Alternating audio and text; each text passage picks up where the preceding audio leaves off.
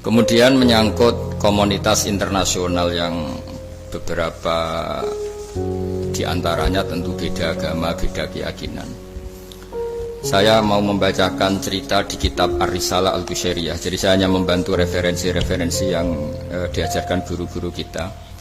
Ar-Risalah Al-Qushairiyah adalah kitab kesayangan Mbah Maimun karena dulu mbah beliau dapat ijazah dari Sayyid Umar Sato, kakaknya Sayyid Abi Bakar Sato yang punya kitab I'anatul Thalibin. Dan kitab itu dibawa ke Indonesia sampai ke saya sebagai murid beliau. Di antara yang disebut dalam Ar-Risalah Al-Qushairiyah ini Thariqatu Ahlil Ilm, kitab Ar-Risalah Al-Qushairiyah itu. Saya baca nasnya atau ibaratnya atau teksnya. Sami'tu ba'dal ulama yaqulu istadhafa majusiyun Ibrahim al-Khalil alaihi salam faqala bisyarti antuslima. Famarral majusiyu fa'awhallahu ta'ala ilaihi mundu khamsina sanatan nut'imuhu ala kufri falau nawaltahu lukmatan min ghairi antu talibahu bitahhiri dini. Famada Ibrahim alaihi salam ala athari hatta adrakahu wa atadhara ilaihi fasalau anis sabab fadhakara lahu dzalik fa aslamal majusiyu. Jadi suatu saat Nabi Ibrahim itu kan terkenal Abu Duyuf, orang yang mesti menservis tamu-tamu itu. Kita tahu dulu itu tidak ada warung, tidak ada hotel, tidak ada, ya pokoknya tidak ada mall. Sehingga kalau orang pergi itu kelaparan betul itu. Orang kaya pun kelaparan karena melewati padang pasir itu. Kalau sekarang kan orang mau sowan kiai makan dulu, karena takutnya di rumah kiai kan makan sungkan, jadi makan dulu nanti di kiainya tinggal pura-pura makan. Kalau dulu memang makan nih tamu itu wajib betul, kalau tidak ya kelaparan betul tamu. Sehingga cerita suatu saat di antara tamu itu berakidah, berfaham majusi atau beragama majusi lah gampangannya itu. Terus Nabi Ibrahim nggak mau, saya mau ngasih makan syaratnya Anda harus Islam gitu. Akhirnya orang ini putus asa kemudian meninggalkan Nabi Ibrahim. Saat itu, saat orang itu meninggalkan Nabi Ibrahim, Allah memberi wahyu ke Nabi Ibrahim. Orang itu umurnya 50 tahun dan dia hidup karena tak kasih makan. Terus kata Allah, mundu khamsina sanatan nut'imuhu ala kufri. Saya yang Tuhan saja ngasih makan dia 50 tahun tanpa syarat dia harus Islam. Kamu baru dimintai makan sehari mensyaratkan Islam. Walhasil terus Nabi Ibrahim ngejar orang majusi itu, terus monggo-monggo makan di rumah saya. Singkat cerita terus orang majusi itu tanya, kenapa Anda berubah pikiran? Terus Nabi Ibrahim cerita bahwa beliau ditegur Allah kemudian harus melakukan itu. Jadi cerita-cerita seperti itu banyak. Dulu kita dengar para kiai sering cerita ketika seorang Yahudi rumahnya diusir Amr bin As untuk pembangunan masjid. Ketika lapor ke Sayyidina Umar, masjid itu yang mengambil tanahnya orang Yahudi harus dikembalikan ke orang Yahudi. Dulu guru-guru kita juga sering cerita Sayyidina Ali itu pedangnya dicuri sama orang Yahudi. Ketika ketemu di pasar atau di jalan, kemudian Sayyidina Ali yakin itu pedangnya, dilaporkan ke Qadhi Syurah. Setelah itu Sayyidina Ali diminta, buktinya apa, saksinya siapa kalau itu pedang Anda? Saksinya Hasan dan Husain. Tapi kata hakim, Sayyid Hasan Husain itu keluarga Anda, tidak sah jadi saksi. Zaman itu Sayyidina Ali masih berargumentasi, waqad qala Rasulullah sallallahu alaihi wasallam Hasanun wa Husainun sayyida syababi ahlil jannah. Tapi kata Imam Surah, tetap standar saksi itu tidak boleh dari keluarga. Singkat cerita, qadhinya itu pakai standar hukum usul fikih, al-qaulu qaulu sahibil yad. Yang dibenarkan adalah yang sekarang megang barang itu. Ketika nggak ada saksi, al-musaddaq, yang dibenarkan al-qaulu qaulu sahibil yad, yang dibenarkan ya yang megang barang itu. Singkat cerita dimenangkan oleh orang Yahudi tadi. Setelah dimenangkan, Sayyidina Ali agak kecewa, masa seorang Amirul Mukminin sidang di pengadilan negeri kalah. Tapi orang Yahudi tadi akhirnya insaf, sadar sampai masuk Islam, sampai beliau ngendikan bihada taqumus sama wal ard, karena ini langit dan bumi berdiri karena keadilan itu. Jadi ini cerita-cerita referensi yang bisa menolong teman-teman siapapun berkomunitas internasional.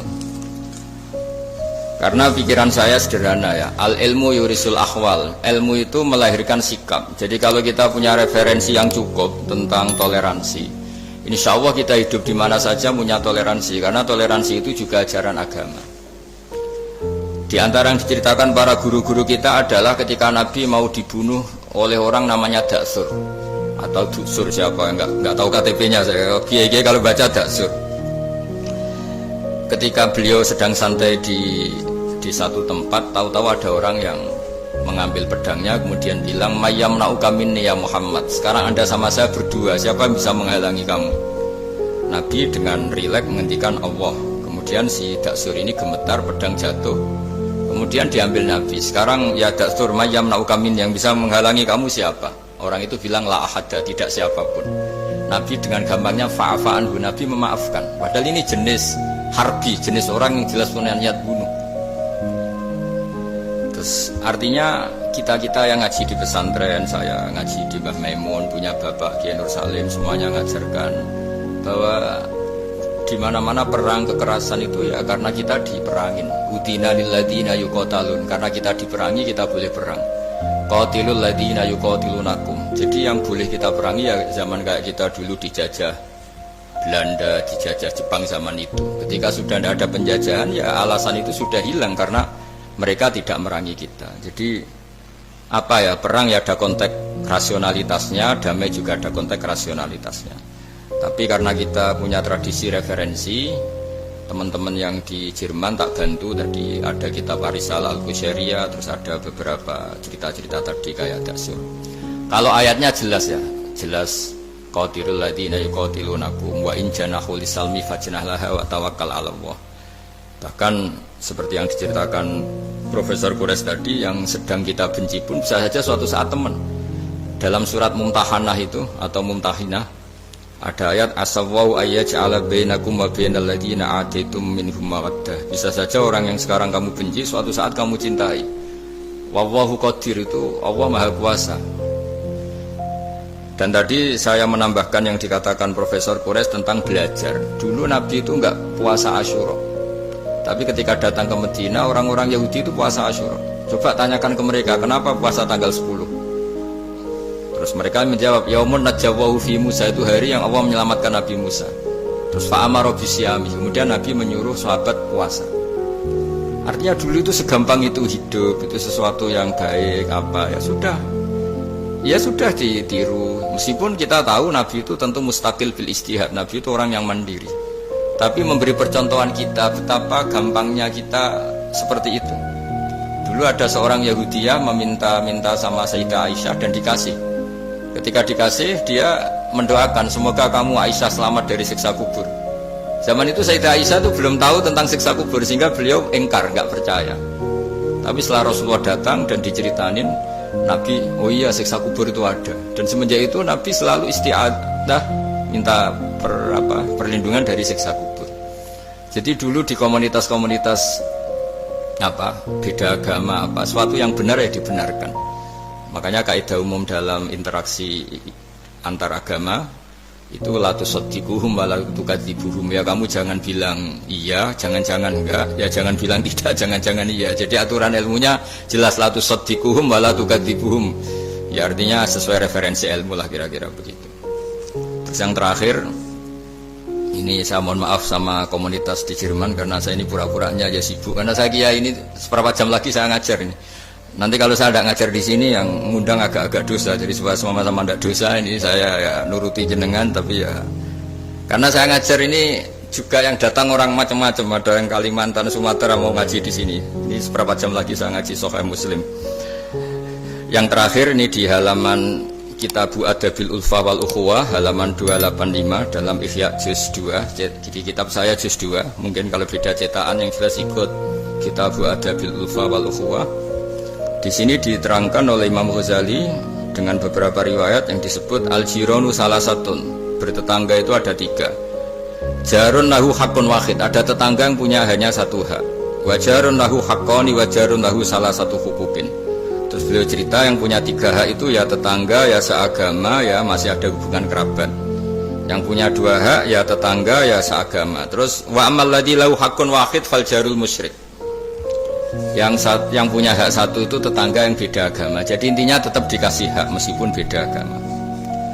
Sampai diantaranya disebutkan juga di halaman 287 Imam Ghazali ngendikan, beliau berfatwa dan beliau bercerita, rawahu Umar bin Syu'aib an Nabi an Jaddih an Nabi. Terus qala Mujahid kuntu inda Abdillah bin Umar Wa ghulamun lahu yaslahu syatan faqala ya ghulam idza salakhta fabda bijarinal yahudi.